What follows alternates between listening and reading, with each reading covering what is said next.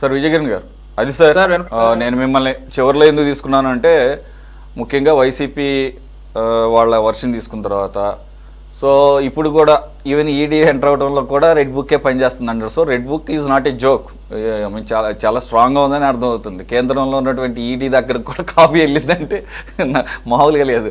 Lokesh national లెవెల్లో influence చేస్తున్నాడేమో, మరి ఆయనదే కదా బుక్ రాసుకుంది ఆయన సార్. సో అది సార్, మరి ఇది యాక్చువల్గా తులసిరెడ్డి గారు క్రోనలాజికల్ ఆర్డర్లో మనం మర్చిపోయినట్లనండి మళ్ళీ చెప్పారు. యాక్చువల్గా ఈడీ ఎప్పుడు కూడా స్తబ్దుగా లేదు, మనం అనుకున్నంత ఇదిగా లేదు, ఒక సీక్వెన్షియల్గా వెళ్తుందని.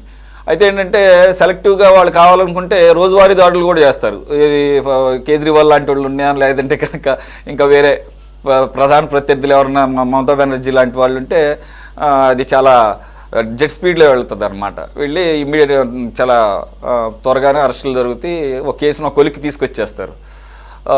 అవసరమైతే ప్రభుత్వాలే టంబుల్ అవుతాయి అన్నమాట. కానీ ఇక్కడ మరి జగన్మోహన్ రెడ్డి గారికి ఉన్నటువంటి సత్సంబంధాల వలన రెడ్ బుక్ ఇంకా కూడా పూర్తి స్థాయిలో ఇన్ఫ్లుయెన్స్ చూపించబోట్లేదేమో, అందు గురించే ఒక క్రమ పద్ధతిలో వెళ్తుంది అనే ఒక ఇది కనపడుతుంది. వీటిలో ఇఫ్స్ అండ్ బట్స్ చాలా ఉన్నాయి. అలాగే విజయసాయి రెడ్డి గారి లాంటి హై ప్రొఫైల్ లాబీయిస్ట్ కూడా ఉన్నాడు. ఆయన ఎంత వ్యవసాయం చేసుకున్నా ఆయన ఏమున్నా కానీ ఆయనకు ఆ కెపాసిటీ ఉంటుంది. అందులోనూ ఆయన త్యాగం చేసినటువంటి MP seat thanks to you particularly TDP ద్వారా బీజేపీకి వెళ్ళటంలో ఆయన పాత్రను మర్చిపోకూడదు, బీజేపీ మర్చిపోయిందని నేను అనుకోను. కాబట్టి what is going to happen, is it a small జలక్ మధ్యలో అంతేనా, లేదంటే కనుక బిగ్ జోల్ట్ ఏమైనా ఉంది దీంట్లో? సార్ మీకు, ప్యానెల్ సభ్యులు, ప్రేక్షకులకి అందరికీ నమస్కారం అండి. ముఖ్యంగా పెద్దలు తులసిరెడ్డి గారు, కోటేశ్వర గారు, జ్వాలాపురం శ్రీకాంత్ గారు. సార్ ఇది క్లియర్ కట్గా సరే కోర్టులో నిర్ణయం ఏమి వచ్చింది, ఆ విచారణ అసలు ఎప్పుడు సాగిద్ది ఏంటి, అవన్నీ కోర్టు మెట్లు ఎప్పుడు ఎక్కుతారు ఏంటి అనేటువంటి అన్ని పక్కన పెడితే, ఇప్పుడు వైసీపీకి ఉన్నటువంటి పెద్ద అసెట్ ఏంటంటే వాళ్ళ రాజకీయ పార్టీ ఈ కేసులు, కోర్టులు, జైళ్ళు వీటితో మొదలైనటువంటి పార్టీ. వాళ్ళకి ఈ నేరాల నుంచి తప్పించుకోవటం లేదా నేరాలని డ్రాగ్ చేసుకోవటం, ఇప్పుడు వాయిదాలకి వెళ్లకుండా ఎలా ఉండొచ్చు, ఒక కేసుని ఎన్ని సంవత్సరాల పాటు దాన్ని లాగుతూ ఉండొచ్చు, ఇవన్నీ కూడా వాళ్ళు నిష్ణాతులు. సో వాళ్ళకి నేరం చేయటం కానీ, నేరం చేస్తే శిక్ష పడిద్దనే భయం కానీ వాళ్ళకి ఏం లేదు. సో అందువల్ల ఏంటంటే వాళ్ళు నేరం చేసే దాంట్లో కూడా చాలా ప్రతిభా పాఠవాలు నేర్చినటువంటి చరిత్ర వాళ్ళకు ఉంది. కాబట్టి వాళ్ళు చేయాల్సిన, ఇప్పుడు శ్రీకాంత్ గారు కూడా చెప్పారు, వీళ్ళు ఇప్పుడు వెళ్ళి చెక్ చేస్తున్నారు, మేము చేయాల్సిందంతా అదే, ఆ కేసులో ఉన్న వాళ్ళు ఎప్పుడూ అన్ని సర్దుకొని ఉంటారు కదా అంటున్నారు. ఇప్పుడు పోలీసుల లేదా విచారణ సంస్థల ఆలోచన అండి, నేరస్తుడి యొక్క ఆలోచన ఎక్కడైతే ఆగిపోతుందో అక్కడి నుంచి విచారణ సంస్థల యొక్క ఆలోచన మొదలవుతుంది. సో వాళ్ళు ఎంత దాచిపెట్టినా లేదు, ఎంత కడిగినా, ఎన్ని రక్తపు మరకలను కడిగినా హత్యని హత్యగానే కనిపెట్టగలుగుతారు, ఆత్మహత్యగానే ఉంటుంది, సాధారణ మరణంగా ఉంటుంది. కాబట్టి వాళ్ళు ఎన్ని తప్పించుకోవాలనేటువంటి ప్రయత్నం చేసినా ఆ నేరాలకు సంబంధించినటువంటి పాపం, మనం ఉదాహరణకి చూస్తే, నేను ఎమ్మెల్సీగా ఉన్నాను, ప్రభుత్వంలో ఉన్నాను, నాకు తిరుగులేదు, ఒక ప్రాంతం ఒక సామంత రాజుగా నేర సామ్రాజ్యాన్ని నెలకొల్పిన అనంతబాబుది ఏమైంది, ఇవాళ చట్టం దాన్ని జుట్టు పట్టుకొని లాక్కొని బయటికి తీసుకొస్తా ఉంది. సో నేరం చేసిన వాళ్ళు ఇవాళ లేదా రేపు ఖచ్చితంగా శిక్ష అనుభవించాల్సినటువంటి పరిస్థితి ఉంటుంది. శ్రీకాంత్ గారు ఏదో చెప్పారు, నేరం పెరిగిపోయింది. సార్ 2014-2019 మధ్య జరిగినటువంటి క్రైమ్ రికార్డ్స్ కానీ, లేదు 19-24 మధ్య క్రైమ్ రికార్డ్స్ కానీ చూస్తే, 19-24 మధ్య క్రైమ్ అగెనెస్ట్ ఉమెన్ 36% పెరిగింది, క్రైమ్ అగెనెస్ట్ చిల్డ్రన్ 15% పెరిగింది, సైబర్ క్రైమ్స్ 134%. అంటే నేరాలన్నీ ఓవరాల్గా ఇవన్నీ కూడా నేరాలు పెరిగినటువంటి పరిస్థితి. కాబట్టి మా ప్రభుత్వంలో ఏదో అన్ని నేరాలు జరిగినాయి, ఘోరాలు జరిగినటువంటి మాట కళ్ళబొల్లి మాటలు. ఇప్పుడు దాంతో పోల్చుకుంటే 19-24 నేరాలతో పోల్చుకుంటే ఇప్పటికీ ఉన్నటువంటి పరిస్థితిలో నేరాల సంఖ్య 6% కంటే ఎక్కువగా తగ్గింది. సో ఇప్పుడు నేరాలు ఘోరాలు అనేవి ఇంకోటి కూడా చెప్పారు, ఏదో వైన్ షాపులన్నీ. సార్ వైన్ షాపుల ఏదైతే టెండర్లు కానీ ఓపెన్ ఆక్షన్ కానీ జరిగిందో దాంట్లో సహజంగా వ్యాపారం చేసే వాళ్ళతో పాటు వైఎస్ఆర్ కాంగ్రెస్ పార్టీకి సంబంధించిన అప్పుడున్నటువంటి కొంతమంది మేయర్లు, ఎక్స్ఎమ్మెల్యేలు, చాలా మందికి ఈ రోజు కూడా వైన్ షాపులు ఉన్నాయి. వైన్ షాపులు లేని వైఎస్ఆర్ కాంగ్రెస్ పార్టీ నాయకులు లేడు, లేదా టీడీపీ అన్ని రాజకీయ పార్టీలు లేదా డబ్బున్న వ్యాపారస్తులు అందరూ కూడా వాళ్ళు లిక్కర్ బిజినెస్ లో ఉన్నారు. ఇది ఎవరికో పార్షియల్ గా లేదు, నా వాడికి కాబట్టి నీకు వైన్ షాప్ ఇస్తున్నా అనేటువంటి పరిస్థితి లేదు. కాకపోతే జగన్మోహన్ రెడ్డి గారి పరిపాలనలో బార్ షాపులు పర్మిషన్స్ అప్పుడు ఏ ఊర్లో ఎవరు వేలం పాటలో పాల్గొనాలో కూడా డిసైడ్ చేశారు. మీరు కావాలంటే అప్పుడు రికార్డ్స్ చెక్ చేసుకోవచ్చు. ఈ ఊర్లో వీళ్ళిద్దరు చేయాలంటే వాళ్ళిద్దరే, వేరే వాళ్ళు ఎవరటానికి కూడా లేదు. సో అటువంటి పరిస్థితి ఉంది. ఇంకా లిక్కర్ కేసుకు సంబంధించి సార్ 100 అవసరం లేదు సార్. అన్నం ఉడికిందేదో ఒక్క పొలుకు చాలన్నట్టు ఇప్పుడు 98% క్యాష్ ట్రాన్సాక్షన్ చేయటంలోనే అక్కడ నేరం అనేటువంటిది ఏంటి అనేది అర్థమైపోతుంది. ఇవాళ కరేపాకు కొత్తిమీర కూడా అదొకటిను మీరు అన్నట్టు బాగా సూట్ అవుతుంది. అన్నం ఉడికిందో లేదో ఒక్క అన్నం మీద కాదు, అలాగే మందు ఎలాంటి మందు అనేది కావాలంటే దాని పేరుతో పాటుగా అప్పుడున్నటువంటి ఒక బ్రాండ్ తీసుకుంటే మొత్తం లిక్కర్ క్వాలిటీ ఎలా ఉందనేది చెప్పగలుగుతారు అనేది కూడా దానికి సూట్ అవుతుంది. రెండోది విజయసాయి రెడ్డి గారి అంశం వస్తే కాకుల్లో తెల్ల కాకి కోసం వెతకటం ఎంత అజ్ఞానం. విజయసాయి రెడ్డి గారు ఏదో మారిపోయాడు, మొత్తం కేసుకు సహకరిస్తాడని చెప్పడం కూడా అంతే విచిత్రమైన విడ్డూరమైనటువంటి పరిస్థితి. అతను ఏదో ఒక రకంగా దీన్ని డైవర్ట్ చేయడానికి ఏ రకంగా చేయాలి అనేటువంటి దానికి, ఈ నేరం నుంచి ఎలా తప్పించుకోవడానికి మిగతా సహకారం. మరి మీరు అంత ఈజీగా తీసిపడేసరే, మరి అన్ని అరెస్టులు జరిగినాయి, ఆయన ఎందుకు అరెస్ట్ చేయలేదు? ఆయన ఎందుకు స్కిన్ కాపాడబడ్డాడు?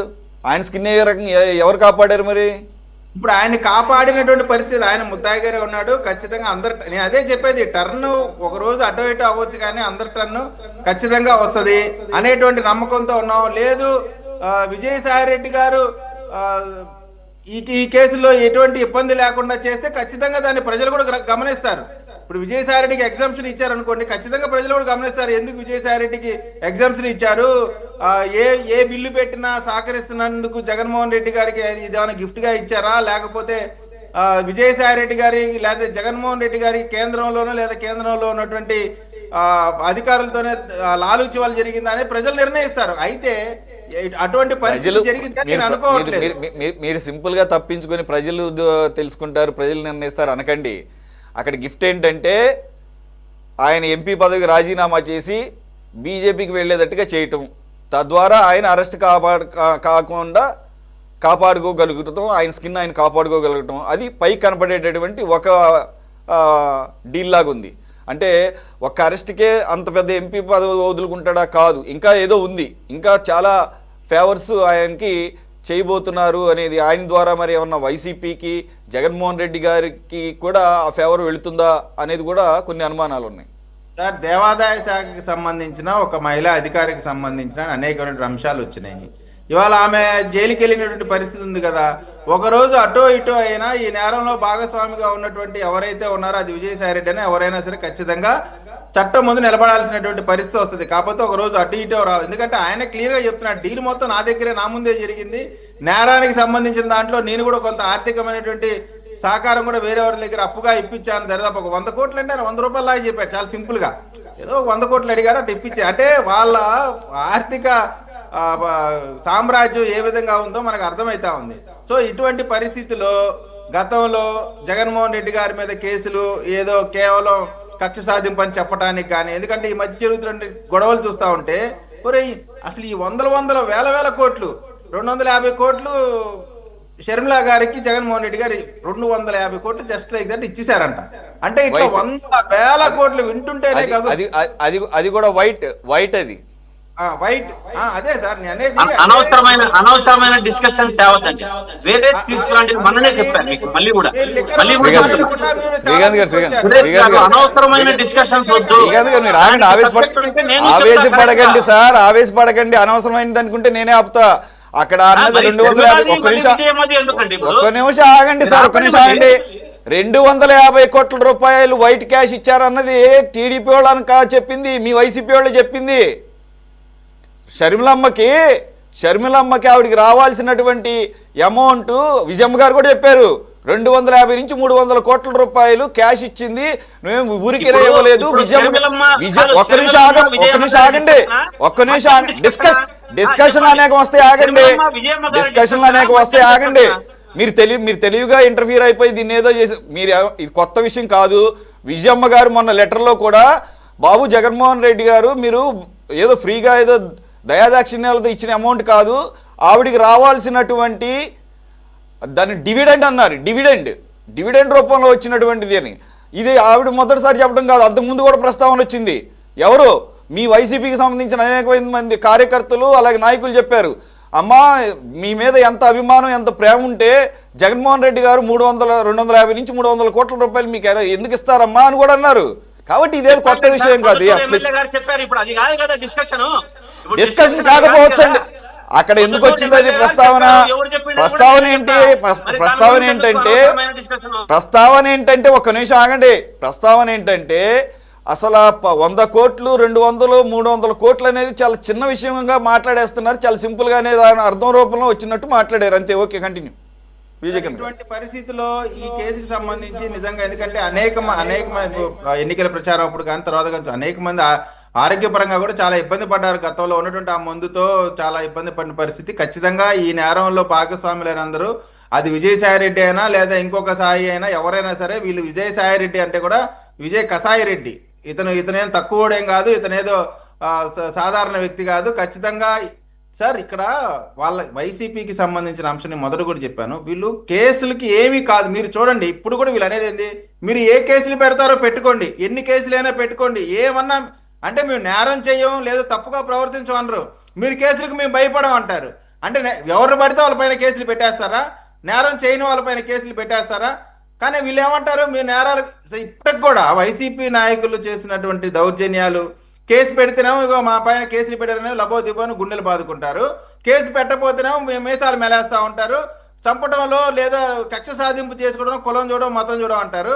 నిజంగా మీరు ఆలోచిస్తున్నట్టు మేము కూడా ఈరోజు ఆలోచిస్తే, మేము కూడా చూడకూడని చూడకుండా మేము ప్రవర్తిస్తే మీ పరిస్థితి అప్పటిదాకా ఉండాలి కదా. కాకపోతే అది మంచి పని కాదు. మనం రాజ్యాంగం కింద బతుకుతున్నాం, రాజ్యాంగానికి లోబడి బ్రతకాల్సిందే, చట్ట పరిధిలో బతకాల్సిందే. నేరస్తుడు ఎవడైనా సరే, విజయసాయిరెడ్డి అయినా సరే, ఎవరైనా సరే ఖచ్చితంగా చట్టం ముందు నిలబెట్టి శిక్ష వేయించాల్సిన బాధ్యత ప్రభుత్వం పైన కూడా ఉంటుంది. ఏదో మాకు అధికారం ఇచ్చారు కాబట్టి మేము కొంతమందిని ఫేవర్ చేస్తామంటే ప్రజలు ఒప్పుకోరు. ఖచ్చితంగా ప్రజల అభిష్టానికి వ్యతిరేకంగా ఈ ప్రభుత్వం పనిచేయదు. ఎవరినైనా సరే ఖచ్చితంగా అరెస్ట్ చేసి చట్టం ముందు శిక్ష పడే విధంగా ప్రయత్నం చేస్తామండి.